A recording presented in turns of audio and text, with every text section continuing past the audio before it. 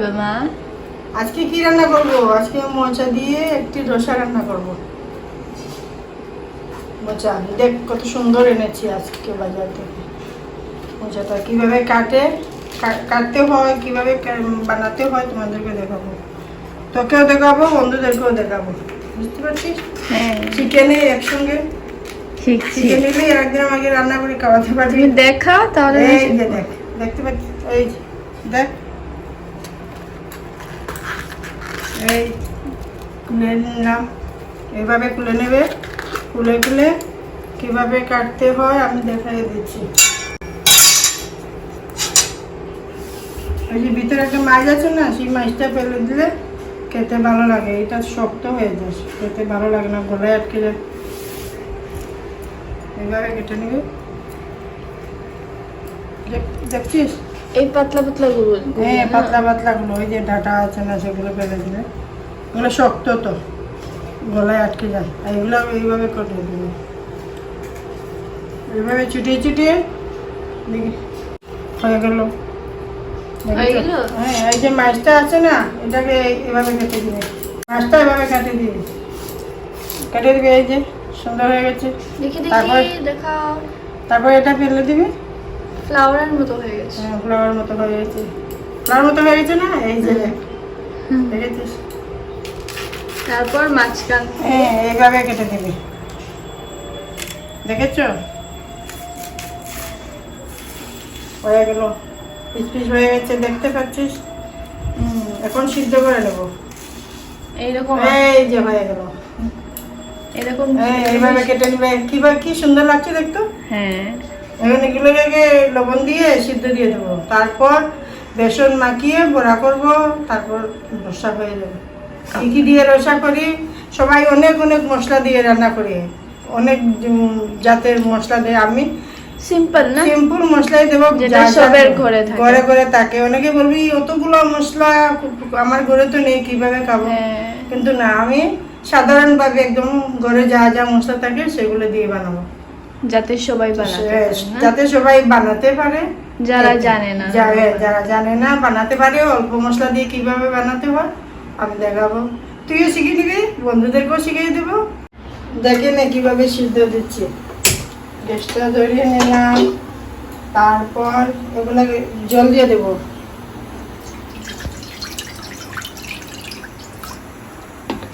এগুলোকে আস্তে আস্তে দিয়ে দেবো।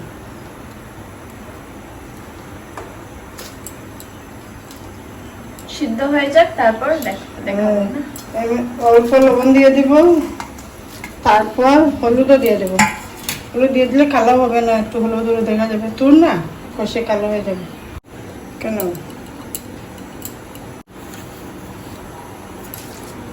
সিদ্ধ হওয়ার জন্য দিলাম, সিদ্ধ হওয়ার জন্য অল্প দিয়ে দিলাম।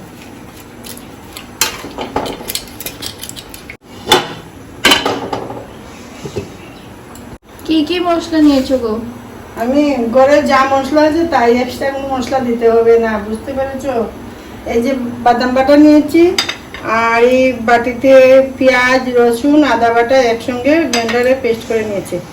আর এটা দিয়ে দেবো ওই যে কাশ্মীরি লঙ্কার গুঁড়ো, আর পেঁয়াজ কুচি দিয়ে সম্বাস দেবো, আর জিরার গুঁড়ো, হলুদের গুঁড়ো, মরিচের গুঁড়ো দেবো। এগুলো দিয়ে বানাবো। বেশি আর নুন চাই না?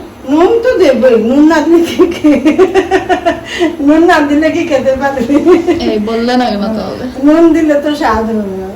ঠিক আছে, দেখেছো সিদ্ধ হয়ে গেছে। হলুদ দিয়ে দিয়েছিলে তার জন্য ইয়েলো হয়েছে। কালো হয়ে নেই, হলুদ হলুদ হয়ে গেছে। এগুলো দেবো, হলুদ হলুদ হয়ে গেছে, কালো হয়ে নেই। না তো অনেক সময় হলুদ না দিলে একদম কালো হয়ে যায়, দেখতে ভালো লাগে না। এখন ইয়েলো হয়েছে, সুন্দর হয়েছে না? এখন কি করবে? এখন আমি বেসন দিয়ে এটাকে বড়া করে নেবো, যে ভাজি করে নেবো। ঠিক আছে, দাও। বেসন নাকি এটা? হ্যাঁ, বেসন নিয়ে নিলাম। এখন হলুদ লবণ দিয়ে পেস্ট বানিয়ে একটা ব্যাটার বানিয়ে নেব। বেসন দিয়ে দিলাম, অল্প হলুদ দিবে আর অল্প লবণ দেবে। একটু হলুদ হলুদ লাগবে, দেখতে ভালো লাগবে।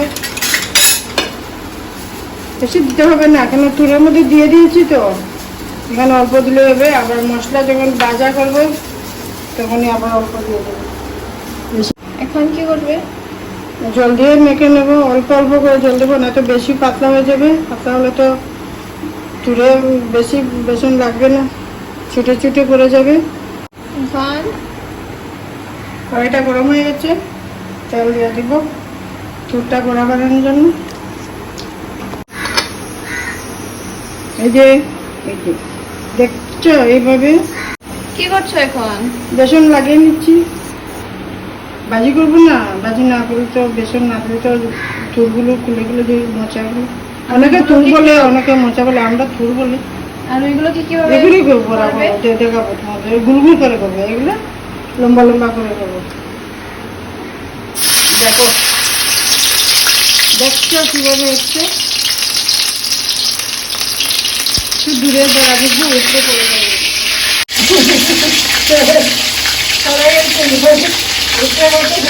রান্না করবে, ও মা রান্না করবো, আমি তোমাকে খাওয়াবো। আর তেলের ছিটটা পড়ছে, তেলের ছিটটা উঠে পড়তেই চলে গেছে, আবার রান্না করবো। ও হাতে হাতে কি করছে।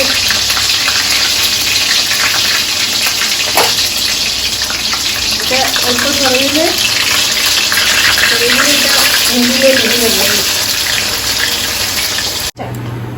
অল্প বেসন দিয়ে দেবো, বেসন দিয়ে এখন গুলগুল করে এভাবে গুলগুল করে তেলে ছেড়ে দেবো।